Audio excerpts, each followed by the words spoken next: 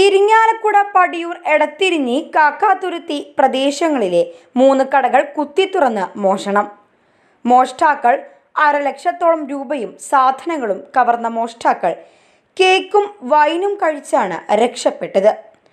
വെള്ളിയാഴ്ച പുലർച്ചെയാണ് മോഷണം നടന്നത്. കടകളുടെ താഴ് തകർത്താണ് 4 അംഗ സംഘം മോഷണം നടത്തിയത്. എടത്തിരിഞ്ഞിയിൽ പ്രവർത്തിക്കുന്ന അണക്കത്തിപ്പറമ്പിൽ സോമന്റെ ഉടമസ്ഥതയിലുള്ള ഹോട്ടൽ, സമീപമുള്ള ബേക്കറി, അണക്കത്തിപ്പറമ്പിൽ അനിലന്റെ പലചരക്ക് കട എന്നിവിടങ്ങളിലാണ് മോഷണം നടന്നത്.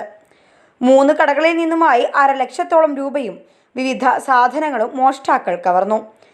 മോഷ്ടാക്കളെന്ന് സംശയിക്കുന്ന 4 അംഗ സംഘത്തിന്റെ ദൃശ്യങ്ങൾ സമീപത്തെ പെട്രോൾ പമ്പിലെ CCTVയിൽ നിന്ന് പോലീസ് ശേഖരിച്ചു.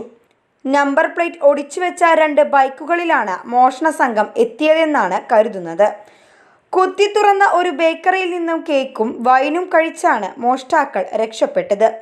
ഇതിനിടെ ശബ്ദം കേട്ടെത്തിയ പ്രദേശവാസികളെ മോഷ്ടാക്കൾ ഭീഷണിപ്പെടുത്തിയതായും പറയുന്നു. സംഭവത്തിൽ പ്രതികളെ ഉടൻ പിടികൂടണമെന്നും രാത്രികാല പെട്രോളിംഗ് ശക്തമാക്കണമെന്നും ഗ്രാമപഞ്ചായത്ത് പ്രസിഡന്റ് KP കണ്ണൻ ആവശ്യപ്പെട്ടു.